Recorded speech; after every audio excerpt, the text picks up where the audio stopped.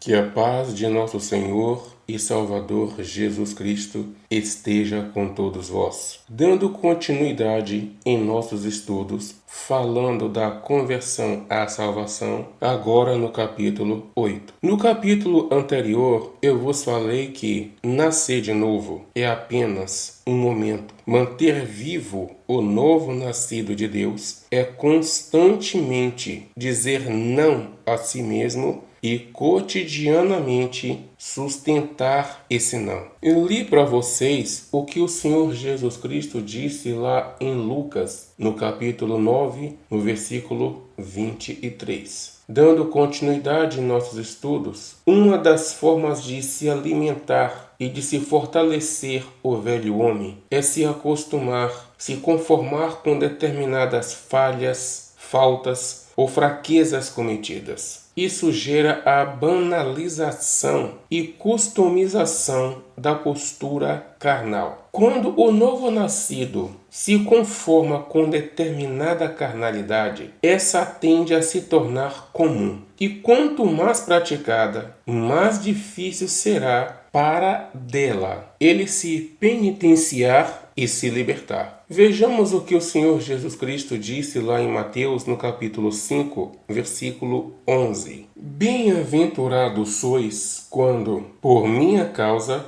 vos injuriarem e vos perseguirem e, mentindo, disserem todo mal contra vós. É o mesmo que dizer, bem-aventurados aqueles cujas acusações são falsas. Quando eu digo customização, o que é a customização nesse aspecto? É quando o novo nascido de Deus vê em si mesmo determinadas características de velho homem e, ao invés de repudiá-las, de lutar contra elas, ele as aceita e tenta adaptá-las ao novo nascido de Deus. E como consequência disso, vêm os escândalos. Quanto a isto, disse o Senhor Jesus Cristo lá em Lucas, no capítulo 17, versículo 1. É inevitável que venham escândalos, mas ai do homem pelo qual eles vêm. E por que surge essa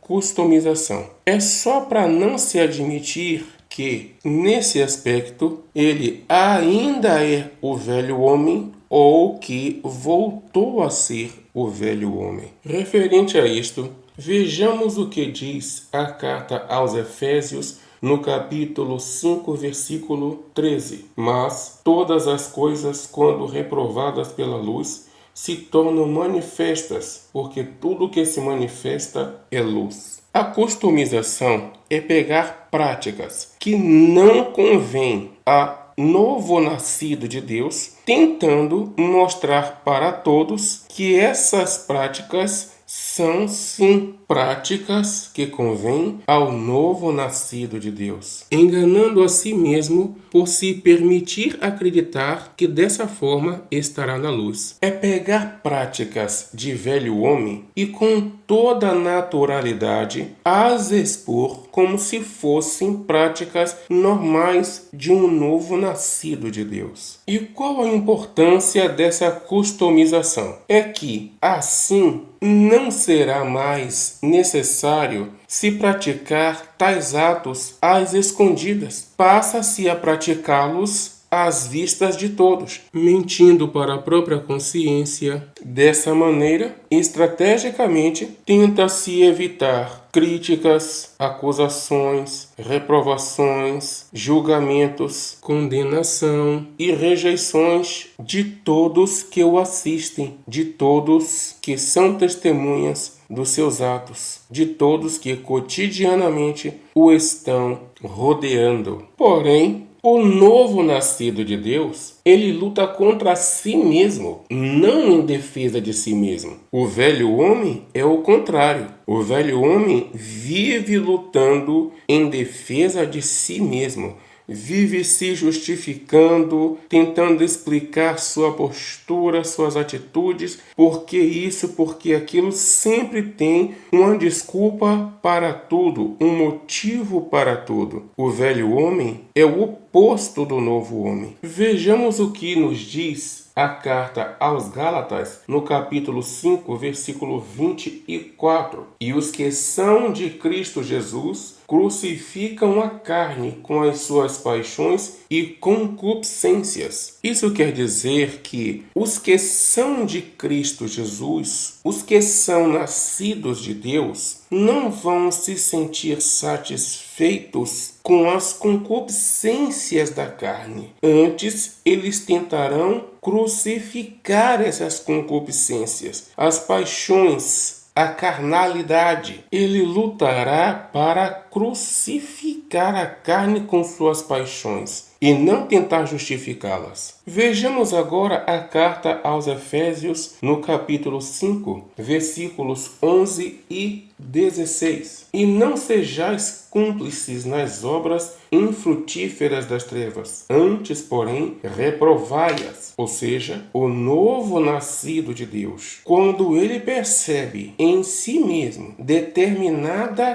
carnalidade, algo que lhe caracterize como velho homem, e ele aceita, tenta justificar, tenta customizar, ele está sendo cúmplice com o velho homem. E esse velho homem matará com toda certeza o novo homem. O versículo 16. Portanto, vede prudentemente como andais, não como nécios, e sim como sábios. Como assim como nécios? Ele está dizendo, deixe essa postura para aqueles que não nasceram de Deus, para aqueles que não conhecem a luz da verdade, para aqueles que não nasceram de novo, para aqueles que andam nas trevas, porque quem anda em trevas não sabe o que faz, não sabe para onde vai, não sabe o caminho. O novo nascido de Deus foi iluminado com a luz da verdade, enxergou o caminho, conhece que Cristo é o caminho, conhece que a santidade é o caminho, mas se comporta igual àqueles que não conhecem nenhuma dessas coisas, se torna pior do que eles. Vejamos também o que o próprio Senhor Jesus Cristo disse no Evangelho de João, no capítulo 5, nos versículos 30, 31 e 32. Eu nada posso fazer de mim mesmo, na forma por que ouço, julgo. O meu juízo é justo, porque não procuro a minha própria vontade, e sim a daquele que me enviou. Se eu testifico a respeito de mim mesmo, o meu testemunho não é verdadeiro. Outro é aquele que testifica a meu respeito, e sei que é verdadeiro o testemunho que ele dá de mim. O Senhor Jesus Cristo está dizendo que o juízo dele é justo, porque ele não procura fazer a sua própria vontade, ele procura fazer a vontade do Pai que o enviou. Mas quanto ao testemunho de si mesmo, ele disse que o testemunho verdadeiro é aquele que Deus dá de cada um, não o testemunho que cada um dá de si mesmo. Isso quer dizer que não adianta ao novo nascido de Deus, que voltou à prática de velho homem, tentar se justificar, porque o testemunho que ele dá de si mesmo não é verdadeiro. Verdadeiro é o testemunho que Deus dá de cada um. Se o velho homem era egoísta e orgulhoso, o novo homem irá lutar para ser humilde. Ser egoísta é se preocupar somente consigo mesmo. O egoísta, tentando mentir para si mesmo, diz não ter condições de socorrer ou ajudar a outras pessoas. E quando o faz, se o fizer, sempre separa o melhor para si mesmo e o pior para os outros. Aquilo que esse egoísta não quer para si mesmo, isso é o que ele separa para dar aos outros. Porque é uma coisa que ele não quer mais, ou que é inferior ao que ele deseja. É comum uma pessoa egoísta pensar assim: tudo o que eu consegui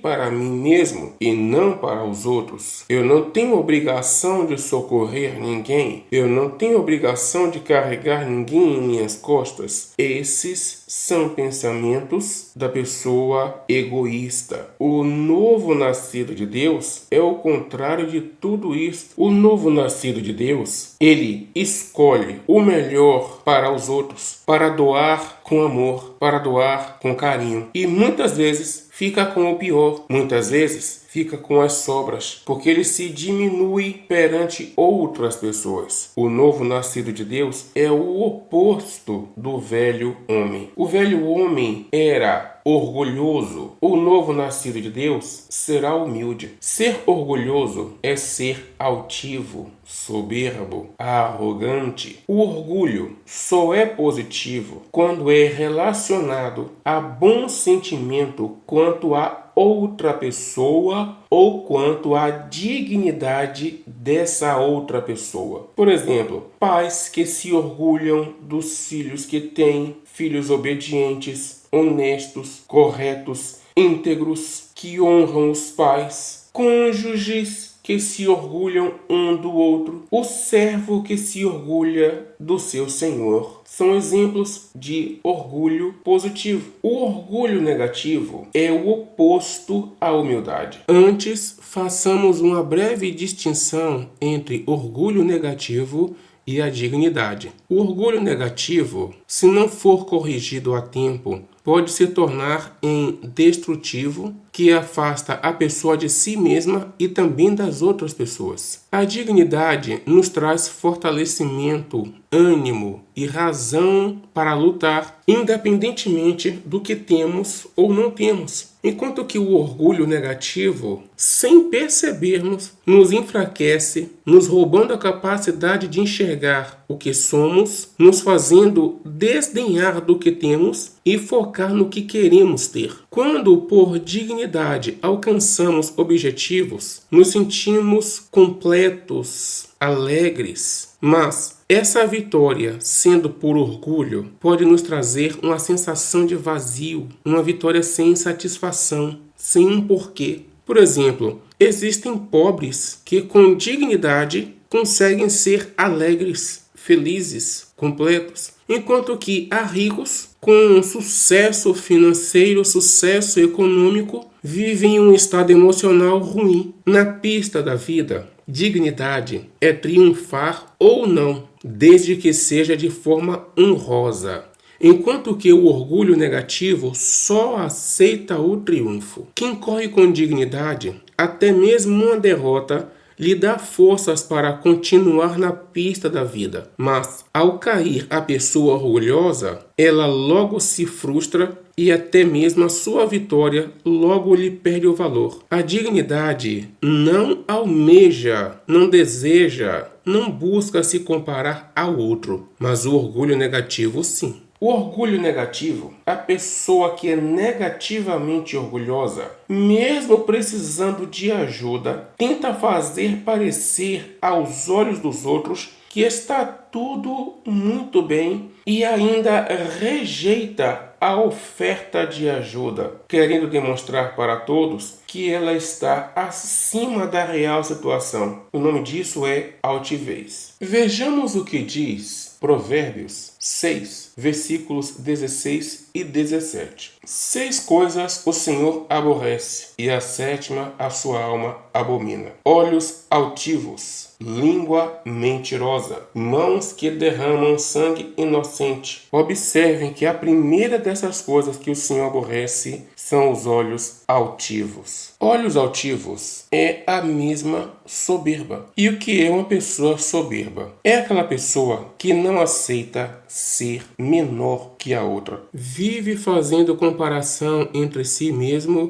e um outro alguém, sempre se medindo à imagem de outra pessoa, ao que o outro é, tem, conquista. Ela quer ser maior que a outra, ou no mínimo, em último caso, igual, mas inferior nunca. Vejam que o novo nascido de Deus é o oposto, como está escrito: considerai os outros maiores do que a si mesmo. Quem tem olhos altivos, quem é soberbo, nunca vai conseguir praticar isso, nunca vai conseguir cumprir isso. Porque o soberbo nunca considera sequer a possibilidade de estar errado. O soberbo ele quer provar que ele está com a razão, de que ele está certo, de que ele sabe mais, de que ele é mais forte, de que ele é mais capaz. Ou, no mínimo, quer provar que, Se o outro é capaz, ele também é. Se o outro pode, ele também pode. Se o outro consegue, ele também consegue. É o soberbo. Mas admitir, ele conseguiu porque ele é mais capaz do que eu. Isso o soberbo não consegue. Quando eu digo não consegue, eu não estou dizendo que ele não consegue falar. Ele só não consegue falar isso vindo do seu próprio coração. Ele não consegue falar com sinceridade. Ele consegue falar tentando demonstrar humildade, mas não está no coração do soberbo esta realidade. Isso o impede de aceitar ajuda e muito menos de pedir ajuda. Porque como é que, ao mesmo tempo que o orgulhoso quer mostrar que é no mínimo igual, vendo que a outra pessoa não pede ajuda e ele mesmo vai pedir. Então ele não vai pedir, porque a soberba dele não lhe permite nem receber ajuda e muito menos pedir ajuda. Referente a isso, podemos ver na carta aos Filipenses, no capítulo 2, versículo 3, quando diz: nada façais por partidarismo ou vanglória, mas por humildade,